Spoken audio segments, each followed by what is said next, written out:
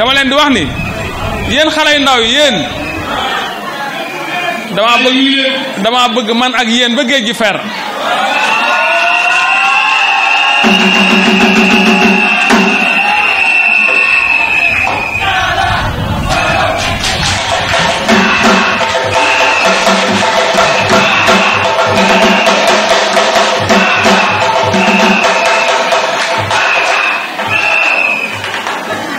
waaw yéen maag yéen ba géej gi fer ah di gërëmaante tamit artistes yi Yves Niang suma xarit la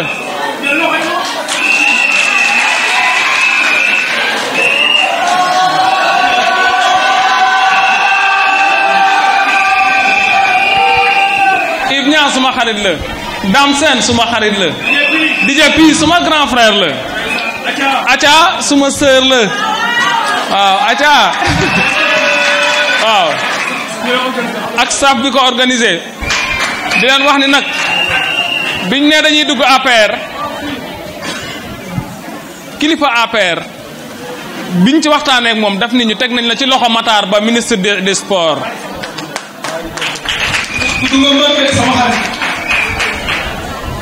dañ ñu waxoon sax nañ puus bis bi ba suba pour ñoom ñu mën cee teew démb ma toogee ak ministre Mbaye Ndiaye ma xamal ko ni ko samay mbokk samay xarit wax naa leen ba pare nañ ma muñal rek ma jéem bu sottee ñu xam ni yàlla la mais lii ñuy jéem nii gëm nañ ni yàlla jàpp na ci te luy dem la.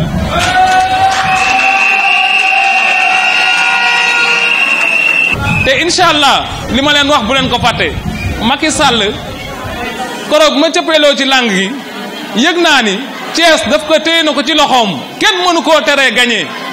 beneen mbir bi na ngeen ci bàyyi xel affaire bi du solution affaire bi plan d'action la te ñun pare nañ suñ projet politique soog a dugg ci politique bi lépp lu président bëgg xool nañ ba xam ko avant ñuy sóobu te dinañ ci nekk guddi ak bëccëg képp kum ñu joxoñ ci kooku la ñuy dem Thiès nag suñu ay mag yi fi nekk mënuñ leen lim mais bépp responsable APR maa ngi koy teg ci loxo François na nga leen wax ni Talla Ndiaye nee na bis ni ki tey taxaw na ci nekk seen dàll nekk seen tànk nekk seen mbaxane lépp loo xam ne bu ko doxee jàmm am ñu gañee dina ci dugal tànkam dugal ci loxoom ba jàmm am APR Thiès nekk benn. donc lii mooy ndorteel bi mais bis ni ki tey na ngeen xam ni commencé nañ ci politique bi action bu ñu mën a def ngir Thiès développé dinañ ko def defe naa ni foofu laay yem ak yéen di leen wax salaamaaleykum. ba beneen yoon kontaan naa ku ci nekk yaa ngi sama biir xol asalaamaaleykum wasalaam. Talla Ndiaye dugg si géew politique mosoo def politique Thiès di version boo xam ne toujours dañoo wax ne ku ñëw ñoom dëkku bañkat la mais nguur ku ñëw ñu wan la ginnaaw tey président Macky Sall soxla na mi ngi def ay jéego mais gañagul Thiès commune tey Talla Ndiaye lan moo ko poussé si politique ak lan la fas yéene indi lu bees. waaw dafa am benn borom xam-xam bu wax ni. yëpp ku yor jikko ji rafet da nga war a politique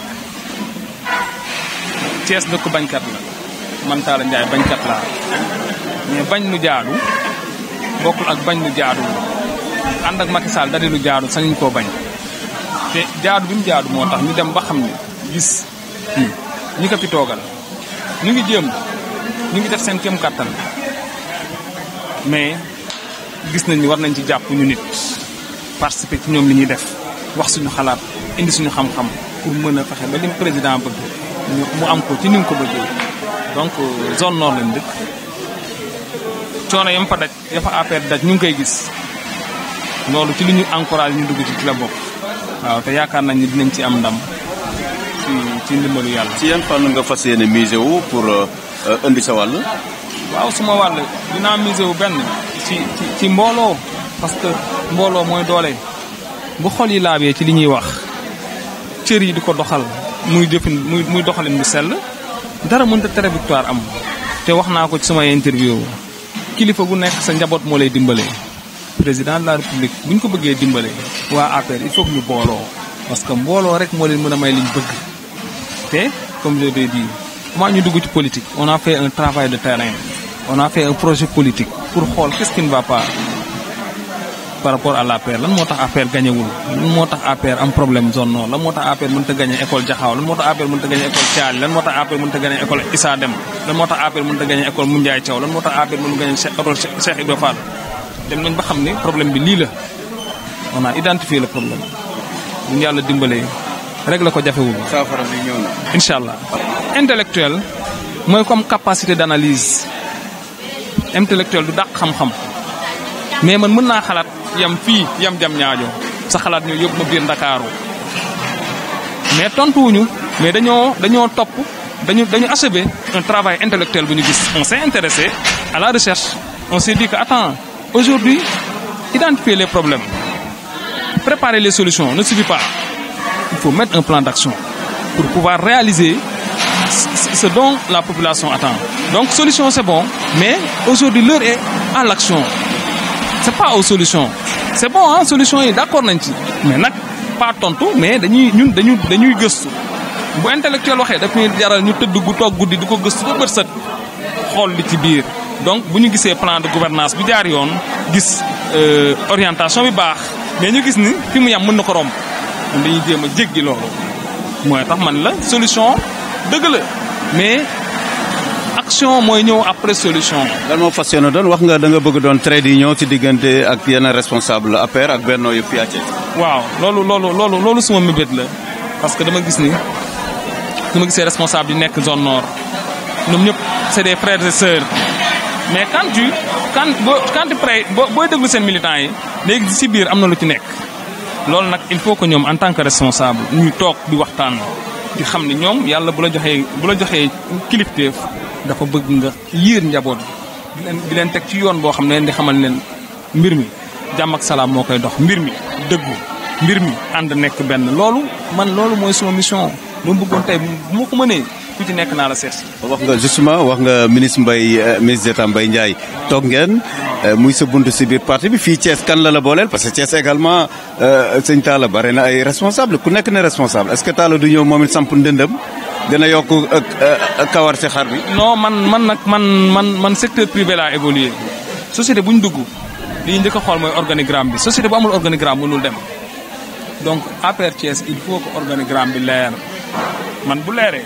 damay bokk mais tant que organigramme bi leerul mënuma dem dugg ci ay guerre de positionnement parce que je cherche pas de place mais dama bëgg tey su may dugg APR ma fekk organigramme même si su ma nee bu dee maay mujj ci suuf ma xam ne dama nekk ci organisation mais loolu bu amul mënoo dem ci kenn di jébalu ci moom moo tax ma toogee waa APR dañ ma laaj Thiès koo fa sentir man leen wallaahi xaw ma ku ma ciy dem parce que ñoom ñëpp ma dégloo discours bi du li ñuy xaar ci parti ni ñu ko gisee ci parti yi dañ daan nekk benn di dimbalante di waxandoo di defandoo mais Thiès des fois tu rends compte que c'est le contraire ngay gis parrainage bi soobu ci mooy wax ci ñaax sama ay nit ñu parrainé Macky Sall mais bis ni ki tey bis bii laa doon xaar suba dañuy xëy ci parrainage bi et on va essayer dans un délai très réduit réaliser li nekk à notre portée parce que salle bi gis ngeen kilifa yu ko ñemee song bëriwul mosuma politique te jotuma fond wu état suma xaalis maag suñuy xarit ñoo course def kon détermination moo ñu tax a gagné donc parrainage bi aussi ci détermination la ñuy fexee ba liñ ci bëgg ñu am ko. Talla Ndiaye laaj bu mujj mébét yi nga bëgg falaat njiitu réew mi waaye bu ñu ko falee am na ay élection mairie nord ndax intéressé na la. directement du mairie nord mais àdduna kuy dund rek dafa am gént bu la teree nelaw donc ñun suñu gént mooy bokk ci ñi tax Thiès émerger suñu gént mooy bokk ci ñi téye dëkk bi ci ak mbaax ci ak njub teg ko ci yoon yi nga xam ne loolu la population bi xaar ci Thiès waay parce que président li ma la wax li mu nommé ci ay cadre Thiès waay ëpp nañ fanweer ci liñ ñu wax booy xool dëkk mel ni Thiès am 5 mairies da ngay jaaxle parce que da ngay dem bay laaj ñii lu ñuy liggéey nga dem fu mel ni Parcelles Assainies Dakar nga gis le maire Moussa Sy li mu réalisé mais da ngay laaj mais ñii lu ñuy liggéey mais tey directement du ambition wu mairie déedéet mais dañu bëgg président li mu bëgg mu dem nañ ba xam ko du bokkuñ ci parti bi dem nañ ba identifier les vrais problèmes de la ville de Thiès. loolu nag on va mettre ça en exergue xamal ko ni ko boo bëggee gagner Thiès il faut nga réaliser yii il faut nga dimbale nit ñi ci point yi président loolu mooy suñu mission. Bon, je m'appelle Talla Ndiaye, je suis haut cadre en sécurité nationale. Aujourd'hui, j'ai décidé de m'engager en politique auprès du président Macky Sall. Pourquoi?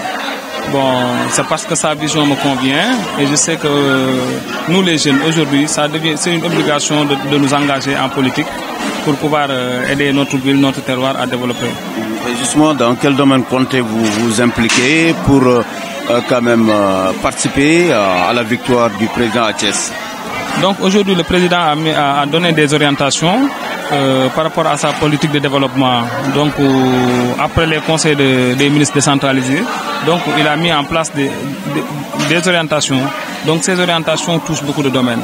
Mais moi, en tant que fils de cheminot, je voudrais au moins participer au développement de la ville de Thiès par rapport à ce qui touche les chemins de fer. Aujourd'hui, le TER, c'est un projet qui touche directement les cheminots. Donc ça devient une nécessité, nous, en tant que cheminots, de nous engager, de donner notre point de vue, d'y participer de façon objective par rapport à notre expérience professionnelle et à notre expertise. Donc voilà. Et on sait que également vous avez mobilisé ce soir, mais avec une touche particulière, la jeunesse et les femmes. Parce que je suis jeune et je connais Thiès, Thiès me connaît. Et là, j'ai pas eu du mal à mobiliser les jeunes et que c'était un signal pour dire aux responsables de l'APR qu'il faut beaucoup miser sur la jeunesse. Et avec la jeunesse, c'est juste en symbiose. Ils ont besoin d'entendre certains discours. Ils recherchent certains mots par rapport à ce que nous disons. Donc si ces mots, paix, assurance, sécurité, reviennent dans nos discours, nous pouvons les attirer vers ce que nous faisons et voilà, pouvoir mettre en œuvre et participer à la mise en œuvre des orientations du président de la République. Avez-vous déjà collecté des signatures pour la candidature? Directement, je n'ai pas collecté de signatures, mais à partir de maintenant, je me suis fixé un objectif dans un très bref délai de collecter des signatures et de les mettre à la disposition de mon parrain dans l'APR, en l'occurrence le ministre des Sports, M. Matarba. Thiès a toujours été un cas pour, disons, le parti ou le camp présidentiel. Apparemment, Talla Ndiaye est très optimiste et confiant pour Thiès. Comment, sur quel levier comptez-vous justement vous appuyer pour assurer une victoire? Et vous avez également fait un appel aux autres responsables. Comme dit l'adage, l'union fait la force. Donc si on s'unit, on va gagner. Moi j'appelle à l'union. Je tiens un discours fédérateur et c'est ça l'essentiel. L'essentiel c'est d'avoir la paix en soi avant d'appeler à la paix. Et nous avons la paix en soi. Et nous appelons tous les responsables de l'APR à s'unir pour pouvoir aider le président. Parce qu'aujourd'hui je nous dis que après les enquêtes que j'ai faites avant de m'engager en politique, le président a nommé beaucoup de Thiessois, beaucoup de cadres Thiessois dans les postes de responsabilité. Mais le seul hic, c'est qu'on se rend compte qu'il ne s'assoit pas beaucoup autour d'une table pour discuter l'essentiel. Et qu'aujourd'hui, comme j'ai dit dans mon discours, ce n'est pas des solutions qu'on propose, mais c'est un plan d'action qui nous permet aujourd'hui d'arriver à nos fins. Et avec nos plans d'action, on peut faire gagner facilement le président de la République. Et ça, c'est l'union, la base, le socle de la victoire de Macky Sall, c'est l'union des responsables de l'APR. Et moi, ma mission, c'est d'essayer d'unir tous les responsables et lui donner la victoire de la façon la plus transparente possible. Dernière question, justement, le premier objectif, c'est la réélection du chef de l'État. Certainement, on va également vers des élections locales. Quelles sont les ambitions de Talla Ndiaye en tant que fils de Thiès, mais habitant de Nguent? Êtes-vous intéressé par la mairie de Thiès-Nord? Vous savez, toute personne qui vit a ses ambitions. Mais aujourd'hui, notre objectif fixé, c'est d'aider le président à gagner Thiès. Je sais que son principal problème, le principal problème de l'APR, c'est la zone nord. Nous avons toujours habité la zone nord. Moi, je suis né à Nguent, je connais la zone nord. J'ai fréquenté tous les quartiers de la zone nord. De Djakhao à Madina Fall, je connais tout le monde me connaît. Donc aujourd'hui, l'objectif, c'est de faire gagner l'APR à la zone nord d'abord. Maintenant, on a des ambitions. Et au moment venu, nous allons dire nos ambitions. Mais on a des ambitions et on l'assume. On a des ambitions.